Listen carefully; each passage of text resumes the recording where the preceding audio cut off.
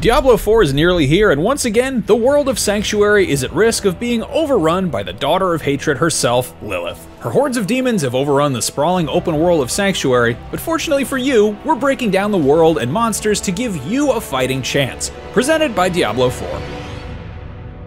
Players will explore 5 brand new zones that will push their survival and combat skills to the limit. The zones are gigantic. They are 10 to 20 times larger than any zones in previous Diablo games. Unlike previous games in the series, traveling from one zone to the next is entirely seamless, creating one huge interconnected world. The quest begins in the Fractured Peaks, a bleak and desolate landscape whose rocky mountains have kept most visitors out. However, some humans have made their way to the peaks and settled despite the cold weather and blizzards. After conquering the peaks, the rest of the world opens up and you have the choice to tackle Acts 1, 2, and 3 in any order you choose. Break the chains. Travelers beware. Scosglens Woods are an overgrown and dense forest from which very few return, their screams muted by spine-chilling howls. The druids that reside here are dead set on protecting their way of life, going so far as to risk losing their humanity to unleash the beast within. The dry steppes are an ancient land full of mysteries long forgotten and cultures long dead. Death isn't the only thing that awaits adventurers here. Hardy folk have found a way to survive in this harsh wilderness and have been forged into hardened survivors. The Hawezar Swamps are part of the ancient Kyrgyzstan Empire and serve as a home to a diverse group of people, including swamp-dwelling societies and members of the Zakarum faith, as influenced by the long-gone Crusaders that traveled there in search of the Tomb of Akarat. This wild and dangerous region borders the Fractured Peaks.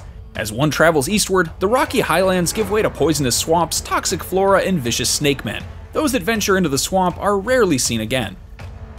Zarbinzet is a town at the edge of the world and last flickering flame of the Zakarum faith's hope. The difficult terrain and limited resources give little reason for incursions from the Cathedral of Light. Countless wars and demonic invasions have left Kyrgyzstan, once a bastion of civilization, in ruins. The people who live here once enjoyed lives full of opulence and luxury. Instead, they now face fear and paranoia at the hands of cultists working to unearth ancient evils. Each zone is packed with things to find, locations to explore, and events to complete far beyond just the main storyline. You'll discover towns, dungeons, side quests, and all the usual action RPG bells and whistles, of course, but because other players are present in the world all the time, Diablo IV can weave campaign content and community content together. The first world boss players get to encounter in Diablo IV is Ashava the Pestilent. This massive monster surges up from a fetid pool, spewing poison that can cause frightening damage over time. You'll want a full 12-person party to handle her, and even then, you'll need to be on your toes. Good gear is key, try to have all legendary equipment. In the open beta, gear around level 300 or better overall should get you through the fight. The key attack to look for is her big arm spine sweep. It will probably outright kill you if it hits, since it adds poison beyond its initial damage. You can't tank it, so you'll have to dodge it, but dive rolling isn't going to cut it here. To avoid the sweep, be close to Ashava, not far away. The hitbox is where the arm spine digs into the ground and the particle effects that blast off it, and it's way easier to be out of the way if you're in close. As Ashava's life bar goes down, it will pass red triangle markers. Each time it does, she'll modify her sweep attack. First, she'll add a second sweep, then a breath attack after the sweeps, then a really annoying backward swipe that will hit you if you're too close, and finally, a charge attack. Keep up the pressure as a full group. Don't be afraid to checkpoint respawn if you die, and you'll be rewarded with a challenge complete and a pile of legendary items. As epic as Ashava is, the true nemesis of Diablo IV so far has proven to be an old friend from Diablo 1, the Butcher. This vicious demon is a random spawn event in dungeons. Thankfully, he doesn't appear in the open world. When he does show up, be ready to either run or prepare for a tough fight.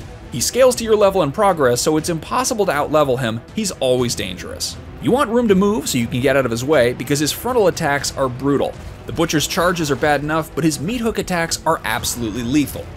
Stay away from him if you can and deal damage at a range. A proven strategy is for one player to let the Butcher chase them around while the rest of the party unloads their best damage dealing skills repeatedly. If he changes targets, have the new prey kite him while the unloading continues, and if you're lucky, he'll drop the extremely rare Butcher's Cleaver as a prize. While the over 140 dungeons are randomized instances, classic Diablo style, the world itself is not, and is a crafted place full of hidden treats.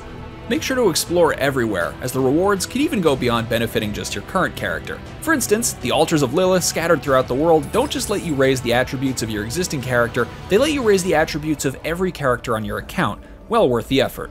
Your tasks are many, your opposition fierce. The forces of evil will not be easily conquered, but with everything you've learned here, Lilith should be worried. Now, our true work begins.